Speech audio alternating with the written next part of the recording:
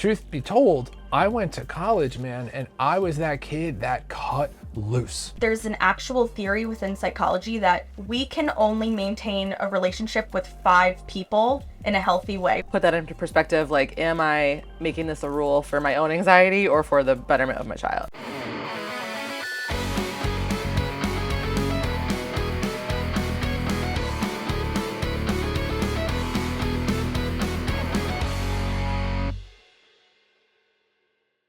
What's up, guys? John here, Blueprint Mental Health, with episode 7 of our podcast. Here with Carly and Sam again, and this guy right here is Toby, who insisted on joining our podcast for today. So we're going to do things a little bit different this week. I think historically what we've been doing is kind of picking these different topics and just going on a full hour or hour and a half on that one topic. Instead, this time we just kind of want to open up a conversation and kind of see where it goes. So what I was thinking about today is, I see mostly teen and young adult clients. And I was thinking about, I have some really, really interesting teen clients that, in my opinion, are super, super cool. And then I started thinking about wow, I wasn't that cool in high school. I didn't have this level of awareness or interest that some of my clients do. And thinking about how a lot of these teens now get a bad rap. And at the same time, I think they come with a lot of positive qualities that I don't think I personally had. So I wanted to start a conversation of what were you guys like in high school? And what was high school like for you? I don't think I was that cool. Yeah. I think I had a good group of friends and did all the social things, went to, dances and things like that. But you ever think back at things that you liked or things that you did or things that you wore in high school and you're like, who let me out of the house? Or you know what I mean? Right. So what were those things? That's what I want to know. Okay, you're weird how? And what was your style? What was the music you were listening to? Who was Carly? Taylor Swift. Still Taylor Swift. Definitely still Taylor Swift. I think I was figuring out who Carly was, and I explored tried on a lot of different hats. I definitely went through the classic, I don't even know if I would call it emo, but pop punk phase, angsty, pop punk music, and I went to a lot of concerts in high school. Concerts were so much cheaper back then, back in my day, and for sure. You could just go to a bunch, Thanks, Ticketmaster. Yeah, literally. And so I would say music was definitely a big thing that defined my identity, but I was also basic and listening to Taylor Swift, you know what I mean? I think I was not athletic. This is usually something I say when we play Two Truths and a Lie, but I was on the varsity bowling team. So if that gives you an insight into how cool I was. Oh, I was not good at it. But you were on the varsity team. Well, there was no other option. The coach of the bowling team was a family friend of ours, and he was we need more girls on the team, or else, there's gonna be an all boys team with girls on it. Join. And I somehow convinced one of my friends to join with me, and it was so much fun. We just got free bowling and free chicken tenders after school, awesome. three nights a week. And I'd sign up for that. We were not good. We somehow went to regionals, and the coach was like, "Why don't you two play over there? Why don't you let the actual bowlers compete in the league?" And we were like, "Sweet!" And it was just fun. I did rowing for a while. That was a fun sport. Where did you row? I always wondered about that. I know some colleges have their river that they go and they row in and whatnot, but that where? Was in high school for you. It was in high school. So I grew up in upstate New York and right by Onondaga Lake, if that means anything to anybody. And we went on the lake. It was really that's a full body workout. So I think it was really good for me physically, and then also it's very serene. You're out on the water. Yeah. It's such a peaceful way to end your school day. And but it was hard. It was hard work. So going from that to bowling was quite the jump. But yeah, I think I just tried on a lot of different. I did it. I don't think I knew. I don't think I have a clear answer to that question. Who was Carly? I think I was figuring that out at that age, which I think is normal. But good enough. Yeah. Good enough. What about you, Sam? I'm maybe I'm looking back and I'm wait a second, am I very similar to how I was in high school? Not really. I feel I've matured a lot. Yeah. It's good. But I was notoriously known as the kid everyone would hear throughout the hallways because Yapper. of my loud voice, and I won best laugh in my grade for like a superlative my senior year. So like I guess Congratulations. it's like very thank you. And it's a word I wear really close to me. Yes. So I feel like I'm very similar in that way. I'm still very social. I was very social back then. I had a lot of friend groups. I was like very into, what was it? What would I even do? Well, I guess I was like into music, but I was also very into fashion and makeup. So like, yes, at 6 a.m. I was putting fake eyelashes on. Why? I don't know. Also like Kylie Cosmetics and her lip liners iconic. and like all of that was Like the out. Kardashian. The Kylie lip kits. The lip kits. Those were like very popular. They were like, so hard to get. yeah. I definitely was not spending my money to get those. They have them in vending machines. Oh, her at the last name airport isn't now. Ashley It's Kardashian. Jenner. She's Kylie Jenner. Jenner, Kylie yeah. Jenner. I'll have to draw you a family tree. That's okay.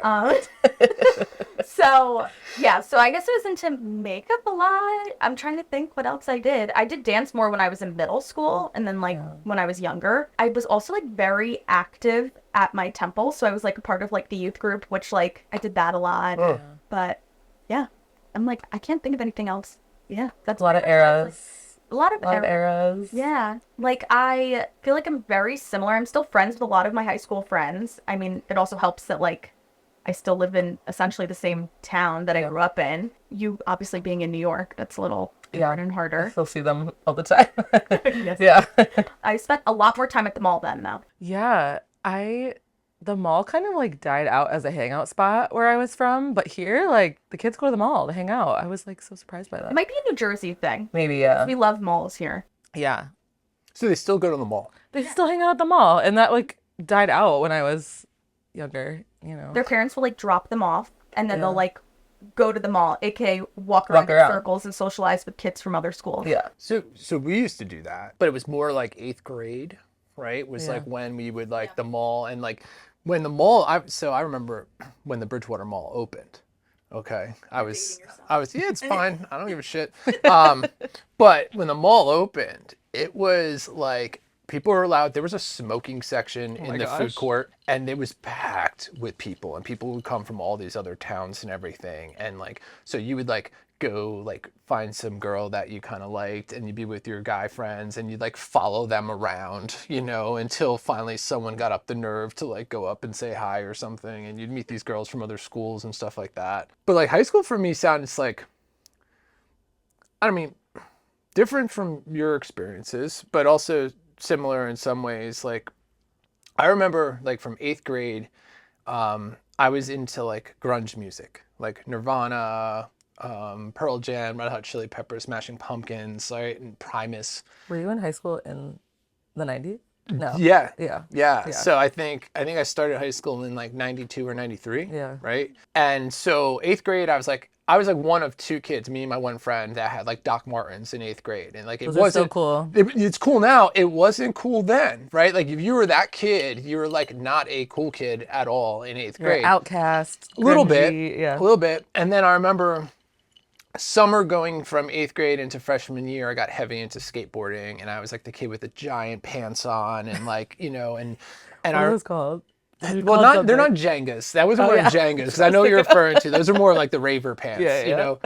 But I remember showing up first day of high school and walking through the halls and seeing all these like older kids and other kids from like the other middle school like dressed the same as me, and be like, oh, dude, that guy skates. Oh, that guy skates. Like, and so I found my little like group of delinquents that and that's what at the first part of high school, like that's what I did. Like we skateboarded, you know, like we were the skater kids. And then I was in like a hardcore punk rock band that like played local shows, and like early high school, like that was the thing. There was always like a local show going on, like the VFW hall or like someone's basement or something like that. And then like into like junior year, I think I started smoking a lot of weed. And now I'm showing up at school with like Birkenstocks on and my fish t-shirt and like corduroys and everything. The skater boy to stoner pipeline is a straight line. It tracks, right? Yeah. It tracks. Is that what they would say, right? It tracks. Yeah. Being like that kid in junior year, it like now it like I started hanging out with more of like you would call like the popular kids, right? Because they like to smoke weed too. Sure. And then by my senior year, I was kind of like a normal, average, kind of like basic dude, you know. But looking back at it, like I was definitely like I went through so many different phases. Like from like sixth grade even wearing my Z Cavariccis. Seventh grade I had my pants sagged down to here with a Malcolm X t-shirt on and Charlotte Hornets hat, starter jacket. Eighth grade grunge, freshman year skater kid, junior year stoner, then to like a basic high school kid getting ready to go to college, you know. And like I guess looking back at it, it was a lot of trying out a lot of different things to figure out what my identity was going to be, you know. And like now I'd like to think that like you can look through my collection of music and like old cassette tapes and CDs that I have, and like I feel like all of those phases I went through kind of built me into who I am as like a 45-year-old dude right now, you know, where I do have a pretty eclectic taste of music and, you know, but at the same time, like I was kind of douchey. You know, like when I look at how I handled things and like my security, like definitely like insecure, definitely a lot of anxiety of like wanting to be accepted and whatnot. And I guess that's what I'm noticing different where I have some clients that have those similar struggles now, but I also have a lot of clients that are just super secure in like who they are and kind of own that. I don't know. Yeah. I agree. I like looking back, I'm like, oh, I was totally a shit starter. Yeah. Again, like I was like super social, but I mean, clearly it tracks if I like reality TV the way that I do. I think that I was trying to bring that to life in high school.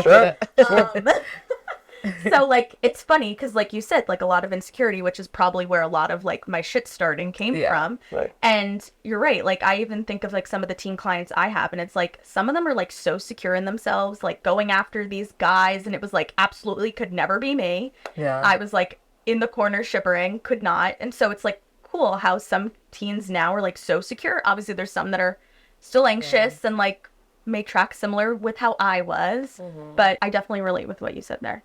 Yeah.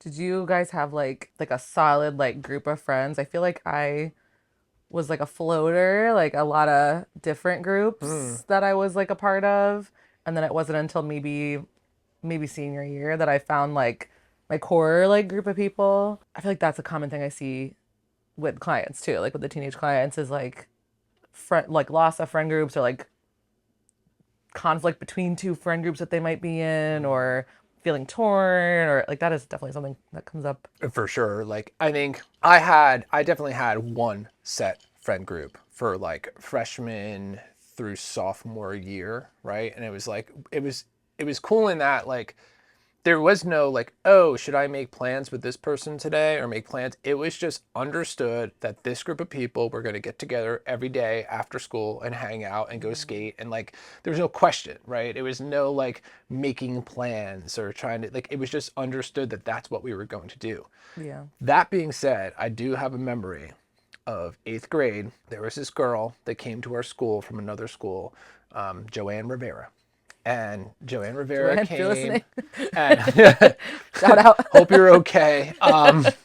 But she came and she started so much trouble, man, and all this drama, and there was all these boys chasing after her. And I remember that. Oh, so you okay, Toby? It's okay, buddy. I remember that she like started some drama with me and my whole friend group, and all of a sudden one day lunchtime came and I had to find a new lunch table. Like she had gotten the whole group kind of against me, and now I had to like look through the lunchroom and figure out like, okay, where am I going to sit? And I sat with my one buddy and his girlfriend, and it was totally third wheeling for a little while until kind of things smooth over. But after that, I basically had like the same solid friend group. And like, it was like one solid friend group freshman and sophomore year, and then like a totally separate but solid friend group like junior and senior year after that. Something that I often will explain to clients when they're like talking about how, oh, I don't have any friends, or I feel like I don't have enough friends, is that there's an actual theory within psychology that we can only maintain a relationship with 5 people in a healthy way within our moment in time right now. So thinking of like those 5 people, who are those 5 people do you have a close relationship with? It could be a parent, it could be maybe 2 or 3 best friends, maybe it's another cousin or whatever. So like that usually brings a lot of solace to clients because they're like, oh wait, like I have That's normal. 5 friends. Most of them do, or they have 5 people that they have some type of close knit relationship with. The idea is that like we literally cannot, like our brains cannot actually put forth that energy towards those relationships outside of those 5. Yeah.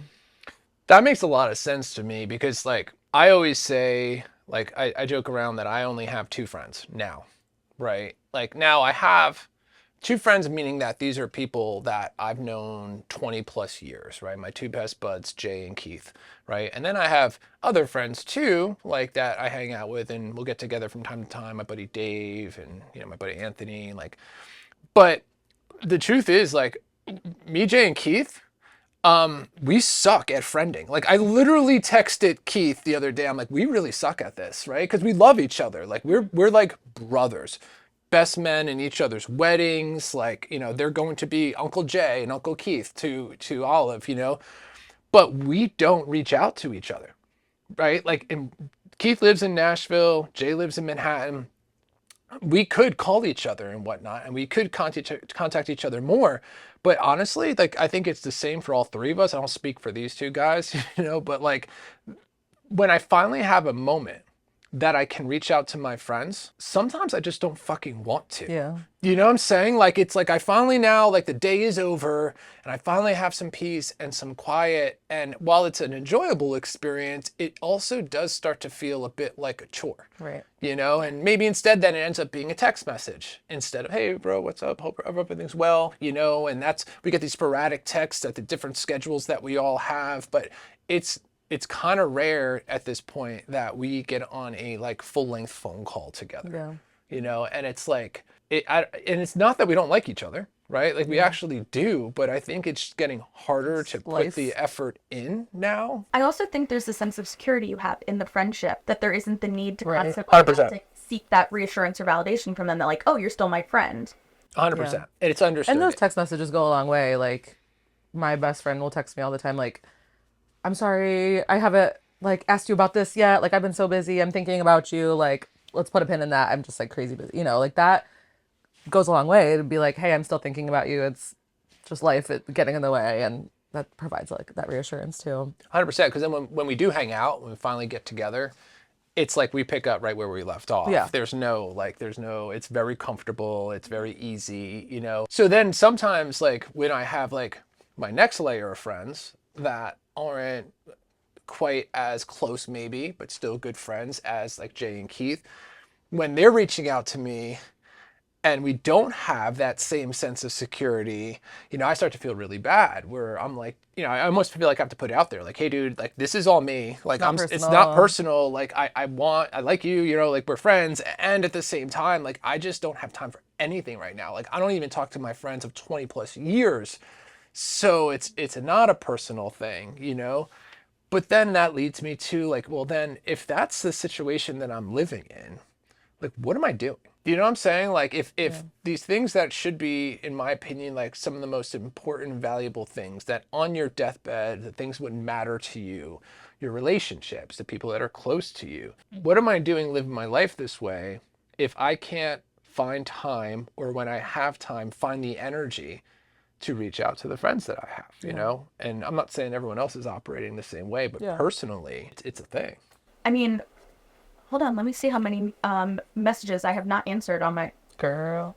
I have 139 messages I haven't... Okay, Miss Popular. Wow, you're so cool. Some of them are like group text messages I haven't responded to. Group text. Or like different, like I don't mean to not respond to people. It's It gets just overwhelming. like, yeah. especially when you're a therapist, you're constantly like talking to people and communicating, and like you run a practice essentially right now, like on your own. So it's like balancing everything. It's And hard. our schedules, like It's opposite. the text messages in my group chats come in when my prime time working hours, because all our 9 to 5 schedule friends are done at 5 o'clock. That's like the thick of my work day, you know, so I'm not addressing any of those messages until 8 o'clock at night, 9 o'clock at night, you know, and sometimes I'm just like, I can't.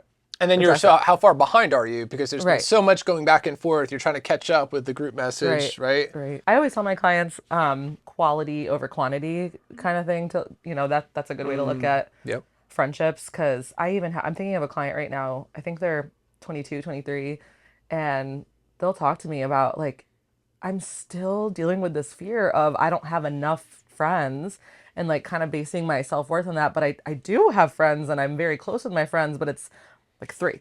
And I'm like, that's good, Yeah. that's a good group of friends. And, they logically know that, but they're kind of aware of like this fear of like, what if I lose, for this client in particular, it's like, what if I lose a friend? I want to have, you know, Backup friend. a safety net to fall back on. And they were kind of like, well, that's not really fair. Like, then I'm kind of got one foot out the door in this friendship. And I think even young adults deal with that too. And yeah, quality over quantity. I think you probably also had clients who have a bunch of friends or are popular and are a part of a lot of different groups. And they feel very lonely, because Yeah. none of those relationships are intimate or are close or are quality friendships. So it can kind of go both ways. Well, yeah, because like you brought up a couple different things for me there. So one, if you talk about these two extremes, right? My clients who say I have no friends or very few friends, and I don't really hang out much after school or on the weekends with people. I have friends, I'll hear that a lot. Well, I have friends that I see in school, but then we never really do anything after school, right?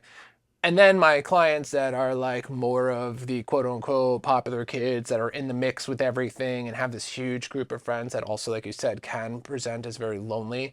The kids that don't do things after school, like what I see happen is this. I had a client not too long ago, let's call him Billy, because that's what we do, Billy. right?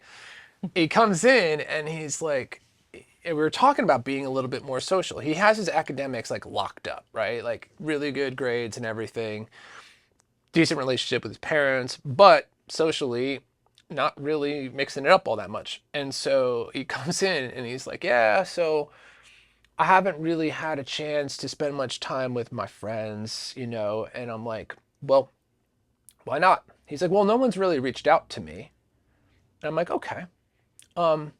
Have you thought about reaching out to them? And I swear to you, no bullshit. He's like, haven't really thought of that. And he wasn't fucking with me. Yeah. He was like actually serious, And so what I see happening, and that's a trend, right, that I see with a lot of my clients, it's like you have Billy that's home by himself after school and bored. And you got Tommy that's home after school and he's bored. Tommy would like to hang out with Billy. Billy would like to hang out with Tommy, but no one wants to be the first person to put themselves out there and say, hey, I want to hang out with you, right? Because by putting that yourself out there in that way is ultimately making yourself more vulnerable, right? I'm saying, I want to do this thing. I want to spend time with you, not knowing if you want to spend time with me, right? So no one ever pulls the trigger. And these two people that would love to hang out with each other, could have a great time together, never wind up hanging out with each other because no one wants to be the first person to make themselves vulnerable, right? Yeah.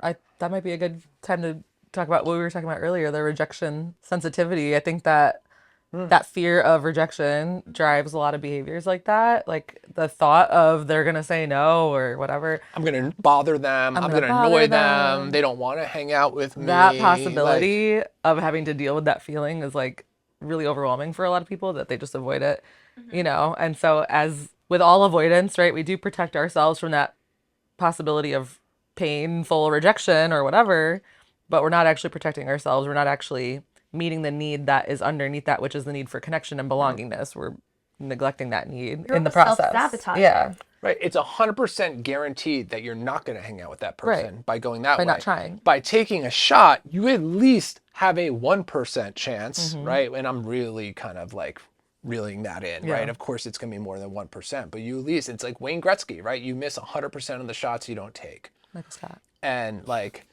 what's that? Michael Scott. Yeah, it's definitely something that I see a lot of, And then though, like on the opposite end of that spectrum, the kids that hang out with a lot of people, right? And they have a lot of friends that also present as kind of lonely, like I wonder if that is like more of the shift of how things are different from when I grew up, where like it was all in-person contact, right? There was no text messaging. There was no, eventually we had beepers, right? Like But like there was no Page like me. actually, yeah, you would know the local like quick check payphone number that someone was paging you from, and like it's crazy. But like those kids, like we hung out in person, or you would call someone at their house on their they had their own line, or they didn't have their own line. You have to speak to their parents, like, hi, this is John. Can I speak to whoever? But now I think that I have a lot of friends, but is this just I'm in a group text with a bunch of people, and then I'm commenting on their Instagram or their, Snapchat or whatever it is. Yeah. And like, so the substance maybe isn't really there that could be, I don't know. Yeah, there's just more like nuance to it or something. Like, did you guys also have like a hangout spot? Like for me, this is not really in high school, but and maybe in like elementary and middle school, you would just get like my neighborhood, you would just get on your bike and ride around and see who else was outside on their bikes Sure. or in their front yards. And you could call their parents and stuff, and or you could just ride around and knock on their door or just Yeah. see if they're out there. Like that's not a thing anymore, really. I feel No, like. I mean, we did that. And then high school, like you say, hangout spot. Like, yeah, Yeah. dude, it was like, granted, I'm a You just show hometown up. guy. Like, quick check. The quick check in Yeah. Martinsville was like where we would all kind of meet up and And be there's like, no what do you plans want to do? made. What do you like? Yeah. Oh, let's go do this. Or like, I hear so and so is having a party, and like, Yeah. you know, but now not so much. I see a lot of like the younger kids still doing that. Like Yeah. 10 to 12. They are still going on bikes, going to the park. Now, are they actually playing on the playground? Absolutely not. Probably sitting on the swing on their phones Yeah. with each other. I still see that often. Yeah. Like, kids like taking bike rides with each other, but it's the younger. Yeah, the high schoolers. Yeah. Do you think that's the younger parents then that are encouraging that? Like Potentially. they know a little bit better now, like that, like, oh, okay, wait a second, I need to, get my kid more active, and parents are communicating with each other to try to arrange for like these play dates kind of. I think a little Yeah. bit. I also think that like a lot of the preteens are like itching to get out of their houses. So it's like, oh, if I can take my bike down to the park that's like a block away and my friend can meet me there, then my parents won't be breathing down my neck wondering what I'm doing, is what I'm noticing. Yeah, because sometimes I have a lot of clients whose parents have them on like Life 360 or whatever it is, and I definitely can see the like safety aspect of that, like you wanting to know your child's location. But I have a lot of clients who will have to like, I'm gonna leave my phone at this location so my parents think I'm still there, and get in the car with this person. But that means I can't check my phone for an hour, so I have to make sure I come back to get my phone. It's like buried in the They ground. like scheme, and yeah, they have to kind of work around it a little bit, which maybe I'm blowing their cover right now. But so kids are definitely still finding their ways to hang out, but there is that element of the phones, the social media, parent monitoring, and I mean, I could totally understand. I think if I was a parent, I'd want to know the location of my child, but like monitoring it to the point where they have to kind of sneak around, or like they're not able to have that experience of spontaneous plan making. A lot of these kids can't really make spontaneous Yeah. plans like that. But I think that's something to talk about, because Yeah. it's prevalent, right? I think my perspective has changed on it a little bit. Yeah. In that, okay, I understand. Like, look, I put an air tag on, things that are valuable to Yeah. me so that I can find it if I lose it, right? Nothing is going to be more valuable to me than my daughter. So, okay, having the ability to know where she is, I think is okay, right? And agree it with makes that. sense.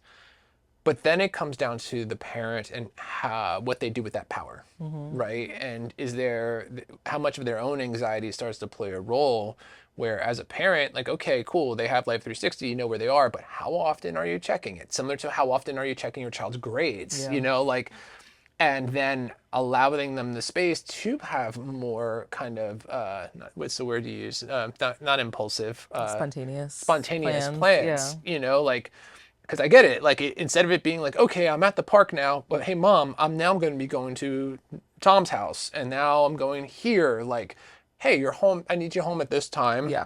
And I'm assuming that everything's okay. And if that time comes and you're not home, maybe I check the phone then to Yes. see where you are. Yeah.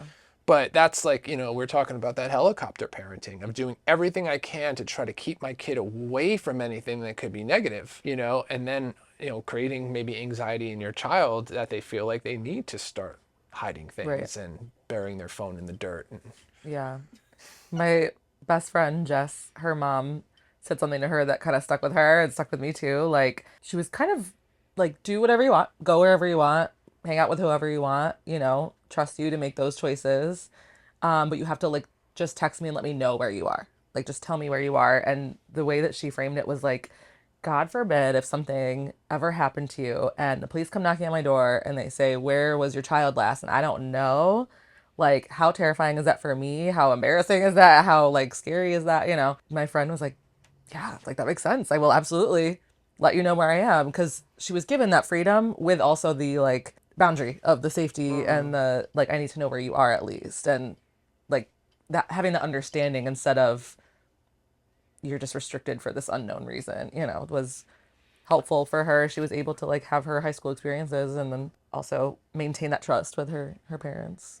Like, I get that, because like when I was a young adult even, and I moved home after college, right? So I had this 4 years of being completely independent and living my life however I wanted to live it. Then I come back home and look, I like to party, you know, and I was going out to clubs that we would get to at like, we'd get there at 1 o'clock in the morning, you know, they would stay open till noon the next day. I'm talking like the Sound Factory, the Tunnel, the Limelight, like that was me in early 20s, you know. And I remember like I would be out all night. I'd walk in my door like 8, 9 o'clock in the morning, and my mom would freak out and she'd be like, where the hell were you? You didn't text me to let me know you were staying out, da, da, da. And back then I was like beating my chest, like I'm an adult and I've just lived independently. I'm not your little boy to tell, you know, like that's his perspective that I took. And I feel like such a jerk now, because looking Now that you're a back at it, parent. it wasn't like, no, you can't do these things. It was more like my mom couldn't sleep if she was Tell me. expecting me to come home that night and I wasn't letting her know. So that perspective is a little bit different, right? I'm going to digest that differently Yeah. of like, wait, no, I'm doing this for my mom, Right. not because she feels like she has to baby me in this Right. kind of situation, you know, Right. looking out for somebody else. Speaking to like how the generation currently of like, I would say 18 and under now, how parents are parenting them versus how parents parented us in our like later 20s versus like even you and how your parents parented you. I feel like I see a lot of parents now having a lot of rigidity with their parenting, in the sense of like, my daughter can't have sleepovers ever. I have a couple of parents that like 13, 15, 17, like no sleepovers are allowed. Maybe I'm passing a little bit of judgment here, but like I think that's kind of weird. Like, why can't your 15-year-old have a sleepover at her best friend's house? I understand the fear. I don't know if that would be my approach if I was a parent, but I do understand the fear. I think it's like that all or nothing, right? I mean, I'm not a parent, so maybe I'll eat my words later down the road. But like, I think there is a gray area there, right? Like a lot of parents find that middle ground with, well, I need to meet the parent first, or I'll drop you off and say hi, you know, or like, I don't know. Maybe it's like I'll keep your location on or something. Yeah. This is even though with friends that they've like literally had since they were in kindergarten, that the parents are friends with each other, but they will not allow them to have sleepover because of the fact of like the parents, honestly, their fear of the unknown of what could happen with the kids at the sleepover. For me, that was actually me. Yeah. Believe it or not. Yeah. So like, it's so weird, because I was going to say that like when I was like 11, I would get up on a Saturday morning, grab my fishing gear, go ride my bike to my buddy's house. We would then ride down to Duke Island Park, go to what's called the falls there, and we would be out on the river all day fishing. Like, no way of contacting me whatsoever, right? And I would have to be home at a certain time, you know, and I'd come home and it's not like my mom was even looking for me at that point, right? Once I got into like high school, believe it or not, all of a sudden there was rules in my house of like, no, you're not allowed to sleep over anyone's house. And I remember that being such like, oh my God, like the fights that would happen around that of like, I'm missing out on all this stuff that's happening, you know? And then when there would be like, I get a little bit older and there would be a party, right? Of me then having to figure out how to get home at the time I needed to get home, and then reaching out to friends to drive me home that didn't want to leave yet, right? And like caused like a lot of friction, right? So my parents in that regard, like in high school, I think were very strict until about like the end of my junior year, even going into my senior year. And listen, truth be told, I went to college, man, and I was that kid that cut loose. Yeah. All of a sudden I had all this freedom, and like it did not go well for me, you know?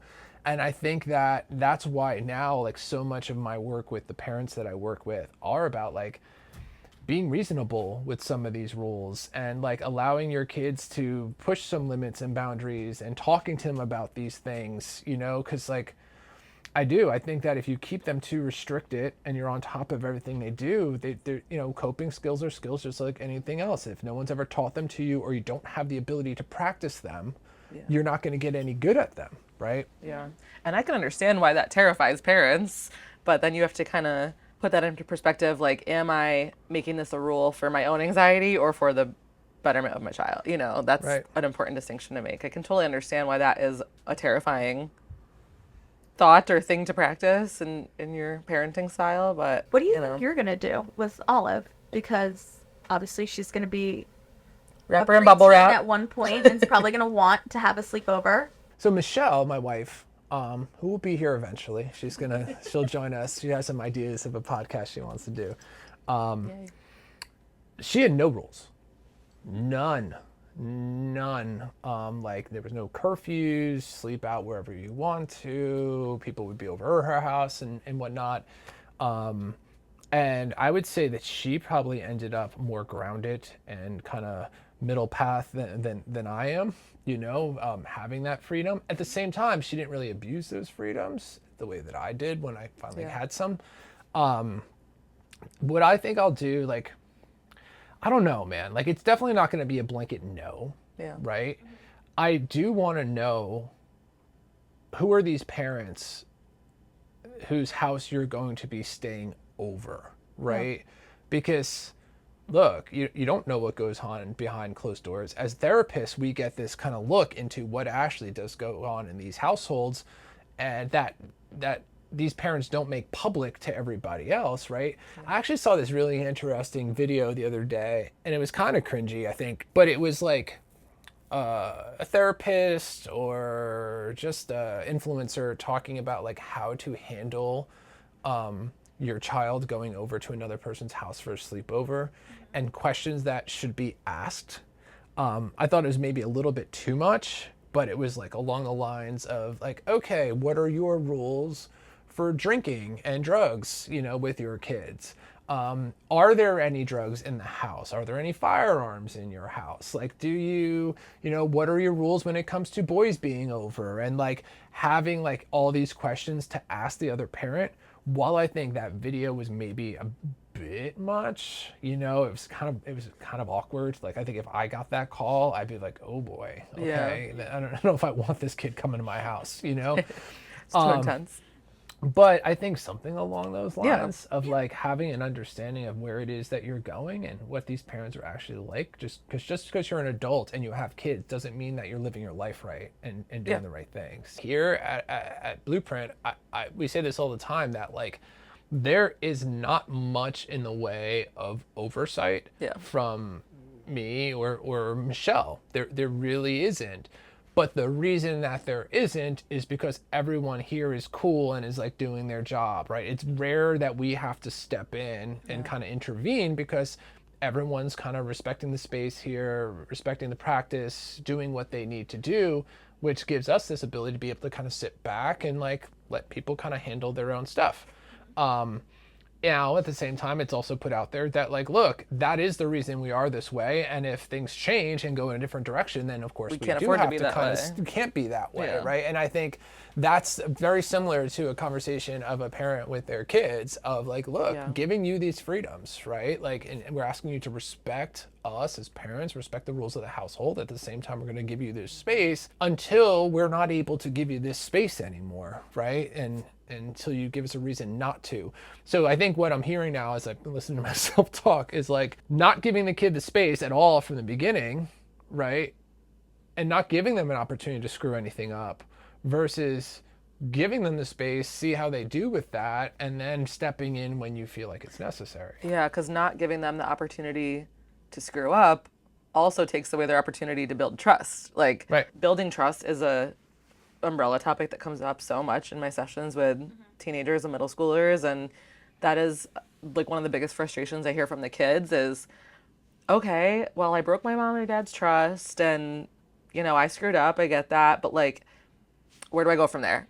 How do I actually build trust? Now that I've broken their trust, I have all these restrictions and I get that. But like, how do I get past that? Like, how do I now let them, how do I get them to let me try again, basically, and like build opportunities to build that trust? And that is, I mean, I totally get it from both sides. Like, as a parent, you might be like, well, you already broke my trust once. Why would I be a fool? And, fool me once, shame on you. Fool me twice, shame on me, kind of thing. Like, they totally get it from that side too. But, there's got to be a little leeway to build that trust. And I find myself often telling parents that there needs to be more autonomy for their children to make decisions. And that's like starting at age of 5 and up. Because you giving them that ability to be able to make mistakes is only going to help them build skills to be able to have long-term success at one point in their life. If they don't experience frustration, if they don't fail a test, like, it's okay for kids to mess up. And like giving autonomy in decisions. Oh, well, you can do your homework now or you can do it 8 o'clock at night. What do you think is the good decision here? Like, those are your options. If they don't do their homework, okay, well then what happens? Their grade goes down. They probably won't be happy with that. There needs to be a choice here. Because children feeling like they're being like completely wrapped tight and not having any space or wiggle room or even being like allowed to have a choice in anything is then going to cause them to be frustrated with you and then potentially have some anxiety and avoidance that will happen towards you. Yeah, and it builds their like critical thinking skills too. They eventually can be more independent with that as they trial and error that through their childhood. And Well, I'm thinking about this, right? And I'm going back to, again, like, and I'll preface this by saying, like, listen, I love my parents to death, right? And that at some point in my life, a level of resentment that I carried, it very much shifted to, hey, look, recognizing that, and it's weird to think this, it's like, because your parents, from the day that you're born, are these people that are, like, you're dependent on them to stay alive, literally, as a baby, right? Like, you need these parents to stay alive. And then you are brought up from day one to look to them to show you what is right and what is wrong. And this goes on throughout your life until you start to get older and you realize that, wait a second, my parents aren't special. They are human beings on this planet trying to figure shit out just like everyone else is.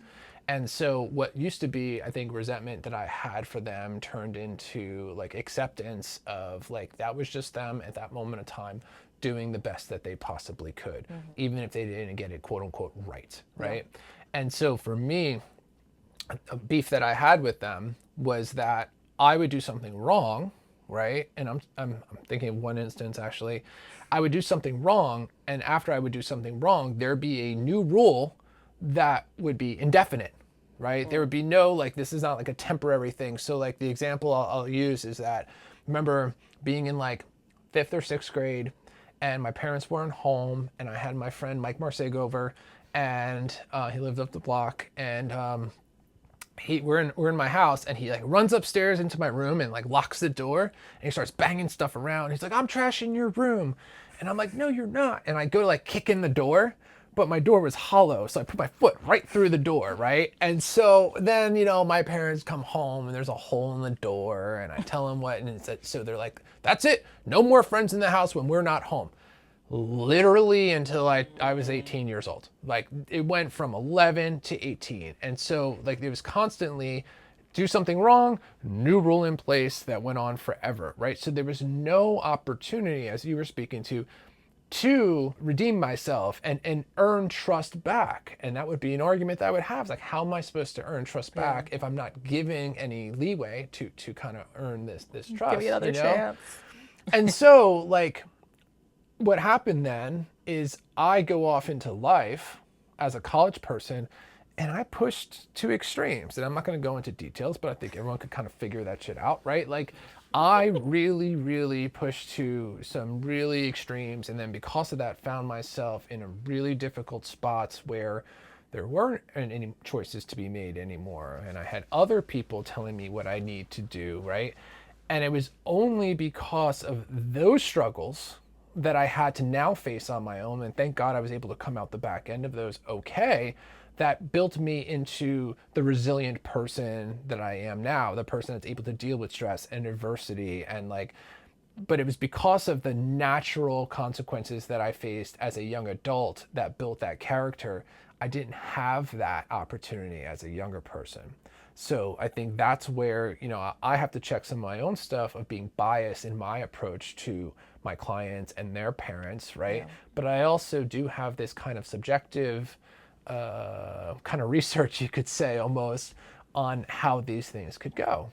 Whereas then you had my wife who had a lot more leeway, had opportunities to build trust, and ended up being a little bit more level, a little bit more grounded, and didn't face the self-imposed adversity that I had to face later on in my life. So now my approach with parents is like, you know, I said it last time, it's just because it's so important. It's like this balance of being like loving and compassionate and validating and all that good stuff, having consistent limits and boundaries, but making sure that those limits and boundaries are reasonable limits and boundaries. And that, like you said earlier, Sam, that the boundaries that you're putting in place are what's actually going to be the most effective and efficient way of parenting your child, and not there to quell your own anxiety or your own emotions that are coming up from allowing your kid to face adversity on their own. Yeah.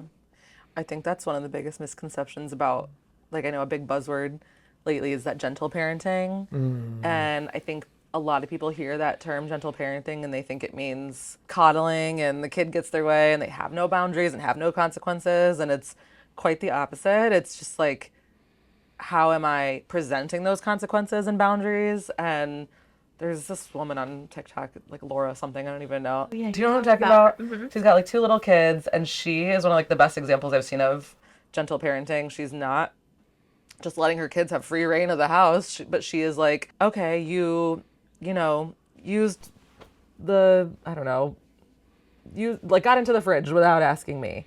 Ate too many cookies. You ate too many cookies, right? What are some things that maybe made that a bad choice? You know what I mean? She like takes the time. It's probably a pain in the ass, but she takes the time to like work through the thought process with her kids. Like, why do you think you're not allowed to do that? What could happen if you stand up on the chair? What are the things that, you know what I mean? Like, so she takes the time, which I'm sure gets really exhausting, but she takes the time to really like guide her kids through that critical thinking. So like next time, like, and she'll show videos too of like, next time they want to get up on the chair, like you can see the kid kind of like about to do it and then being like, oh, okay, yeah. Like, you know, so it's teaching them the skills versus teaching them about rewards and consequences. Not that those rewards and consequences aren't valuable, but eventually they're going to not have that in place for them. So it's, she started like super young with her kids doing that. It was I really love cool. that. Yeah, I love it because you know what, dude? I get that you'll probably have a lot of parents that listen to that and they're like, screw that. Yeah. Like, you know what? No, I say no, it's no, and that's what it is. You respect me as a parent, right? Like, and I get where that's coming from, right? I do, because I also think that, yeah, kids could probably toughen up a little bit, you know, in general, right? And so where that harder kind of parenting approach, that kind of gruffer kind of parenting approach, like, I understand where that's coming from. I think one of the issues though is, right, is that like when I was growing up, there wasn't as many outside influences. Yeah. Right? It was my parents and my peers, right? My friend circle. That was basically the influence I was receiving. And then whatever I watched on TV. Like back then, like The Simpsons were considered a risque TV show. You know what I'm saying? Like, but fast forward to today, and you have, the influence of the parent and the friends, but then there's all this other information that kids are receiving. And so, like, when you just try to take this approach of just because I said so and that's it, they're also getting all this other information that might be contrary to what you're saying as a parent that maybe wasn't there before, you know, when they were growing up, you know? Yeah. And I see a lot of ADHD kids, and I think this is particularly true for them, where because I said so, like, isn't a good enough answer for them. And that's got to be so frustrating to be the parent in that situation, because I'm sure sometimes you're just like, can we just listen to me, you know? Because the kids are more educated. They're more educated. They have more and information. Like, for certain kids, for a lot of kids, the punishment needs to fit the crime, and they need to understand why. Otherwise, they're not actually, I don't know what it is. I guess it's trust, right? It increases their anxiety. Yeah. So it's like, well, if my phone's gonna get taken away for the next week, then I guess I can do whatever the hell I want for the next week. What's the point? Right. So it's like versus, until the end of today, and I know I will get it back tomorrow. Yeah. Yeah, I always say that, like short-term consequences, right? You have to give that person an opportunity. The research shows the long-term consequences don't work. They just don't, right? If you're like, that's it, you're grounded for a month. And those are hard for parents to uphold. My mom was Yeah, so bad at implementing long-term consequences. If I was ever grounded for a month, me and my brothers would be like, yeah, all right, see you next week. We'll see you in a week, friends. Like, Right. it was 100%. Like, it's hard. I mean, you- my mom was a single parent, so it was a little different, but like, Do you want as a parent to have to put all that time in All of that constantly time, watching yeah. and make sure and dealing with that? But the reality is though, it's like, yeah, short term. Like it's like the question comes up all the time of like, oh my God, it's so annoying to get my kid out of bed in the morning. Okay. that's a big one. Often, right? And what happens in a lot of households, it's like, hey, dude, it's time to wake up. And then they go back in 5 minutes, get out of here. You got to get out of bed. We're running late. 'Cause Mom and dad are trying to get to where they have to go. And then the kid falls back to sleep. And then they're waking up to just being screamed at in the morning, first thing, it doesn't go well. What I always suggest is like, let them know ahead of time what the deal is. Yo, dude, listen, we expect you to be in the kitchen at 7:05, just make up a time, right? And if you're not in the kitchen at 7:05, we're going to come in one time to try to wake you up. We'll give you one reminder, but if you're not in the kitchen by 7:05, then you're not getting on the Xbox tonight, okay? That's what the deal is. It's up to you. And then it's going, 7:05 comes around, maybe you check in that one time and you're like, hey, Billy, you have a choice. You either stay in bed, right? And you could do that if you want to, and lose the Xbox tonight, or you can choose to get up and do what you need to do and continue on with your day. That's up to you. I'll leave you be and walk out of the room. That night comes around and then it's like, hey dude, listen, you know the deal. You didn't get up. You weren't in the kitchen by 7:05. So no Xbox tonight and fresh start tomorrow. That's up to you. Yeah. And then the next day comes and it might take a couple of times, but eventually that kid's gonna be like, no, I want to be on the Xbox, right? And now the relationship isn't getting screwed up. You're not yelling first thing in the morning. The kid is learning that there are some consequences that come with certain behaviors, but at the same time, they have an opportunity to kind of redeem themselves that next day, like short-term, rational, reasonable consequences. Yeah. Also, it helps with like you said, their relationship will not be strained, because when you have parents that are holding on to an Xbox for a week, right? Like, what's going to happen? Well, the kid's probably going to be pissed off at you, potentially hold some resentment, and then the kid will probably spiral in other ways, right? So like, okay, well, no Xbox, so now what am I going to do? They're probably going to bother you, one, or two, it will be them getting into other trouble of some sort, is what like I see. Also with like the younger kids, there's like, I often see parents will like threaten punishments and like threatening a punishment, like, if you don't stop right now, no, I'm gonna turn this no car iPad. around. No, I will come back there. Let me see your fat ass Or under the they- seat, Dad. Or they find whatever is taken. My brother was so good at finding whatever was taken away. He would find Christmas presents. He was like the little But you see, scavenger. but that's where I recommend, and not based on any kind of research or anything, but that's usually where I recommend for parents to actually bring the hammer down a little bit harder. It's like, okay, if I'm going to give you this short-term consequence, you lose your phone for the night, you lose your access to the Xbox or PC for the night, and that's just a one-night thing.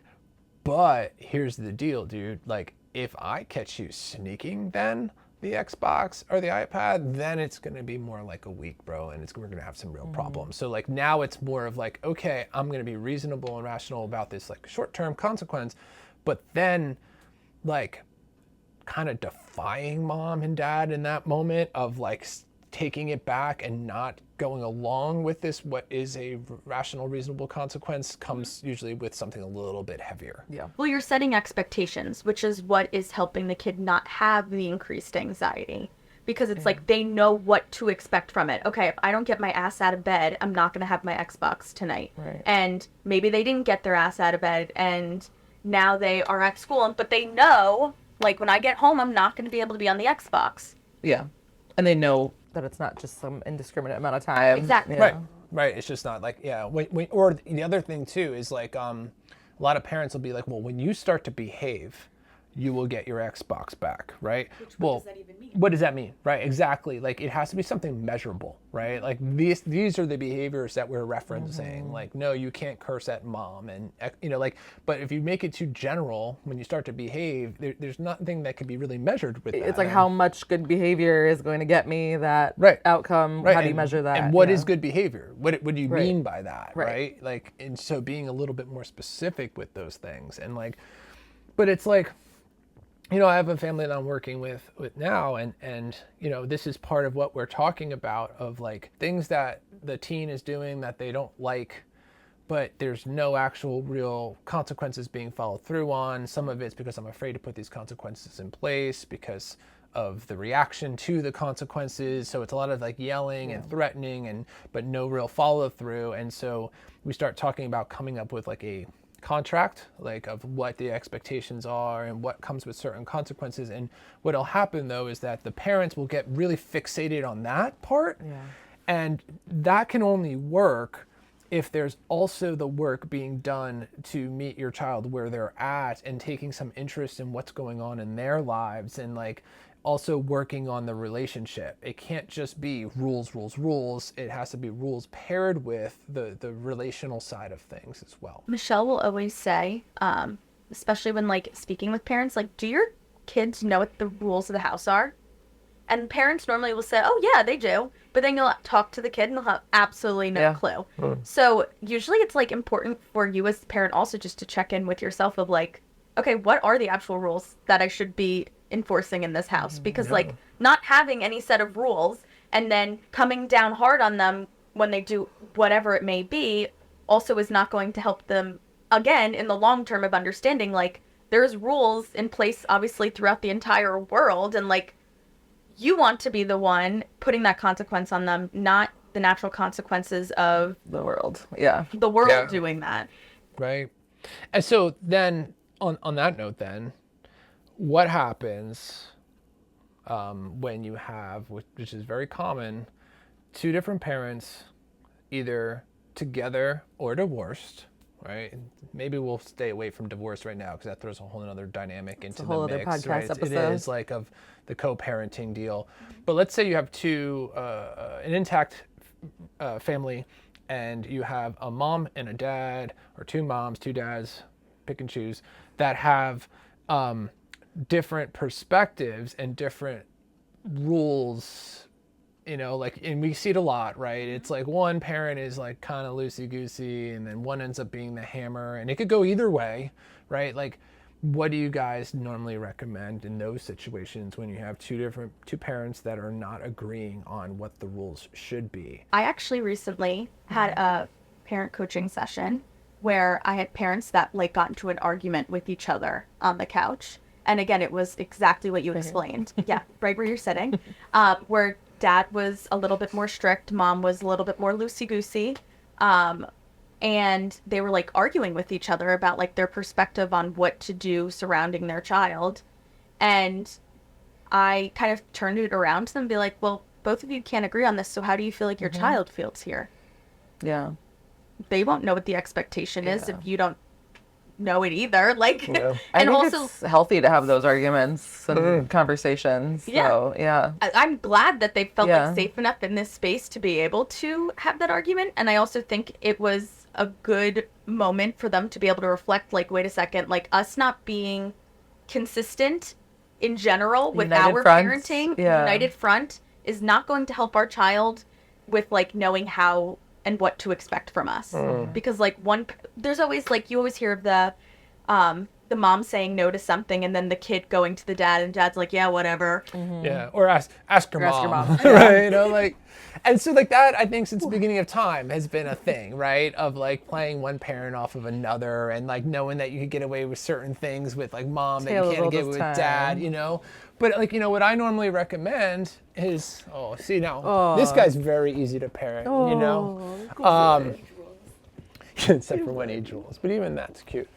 But what I usually recommend is like, if you have a mom who has her parenting style here, and then a dad who has his parenting style here, like instead of the other person having to sacrifice like their level of self-respect and cave to what the other person's perspective is, like what we try to really work on usually is finding a gray area in the middle that both parents can agree that neither's getting exactly what they want in the type of parenting, but both are kind of okay with it, which takes some compromise from the two parents, you know, and that then you have this united front. I think usually that consistency, it just is better for the child, the teen, even the young adult that's in the household, you know? You hamming it up, Toby? Right, bro? What do you think? More treats. More treats. Huh? I didn't want to say a rule that there should be more treats. Yeah, right. Yeah, I think most parents, even divorced parents, could find a common ground of like, what is the outcome that we're both looking for here? Maybe we have different styles, different approaches, but can we agree on like what's the point of that rule, or like what's the outcome that we want, and working backwards from there.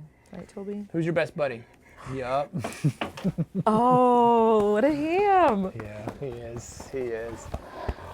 You know, and I will say, like, even with, like, it sounds silly to compare, but, like, even with, you know, the dogs, like, training the dogs, like, I've always come from a background of, like, being very assertive with them and really dialed in. And consistent. And consistent. And he still Michelle loves you. is very, you know, she's a softie, and she maybe has a hard time putting some boundaries in place when they're so cute, right? But we wound up with a dog that, like, is very well behaved enough that we can bring him to work. And at the same time, he's not like, you know, a police dog or anything either. You know, he kind of lives in that middle ground himself. He's a Labrador. He's supposed to be like this. Turned out so good, Toby. Right? Anything else, guys, for today, you think? Toby, anything on your Toby, mind? anything you want to add? Oh, where's Ben? Huh? What? What? In your paw? All right, guys. Well, listen, thank you so much for tuning in. We'll be back again in 2 weeks. Make sure you follow us on Instagram, _Blueprint Mental Health. You also please subscribe to our YouTube channel. You can run on Facebook too. We're also on TikTok. If you want some positive, good, educational content and a little bit of a look behind the scenes into Blueprint Mental Health, check us out. Everyone, have a great day.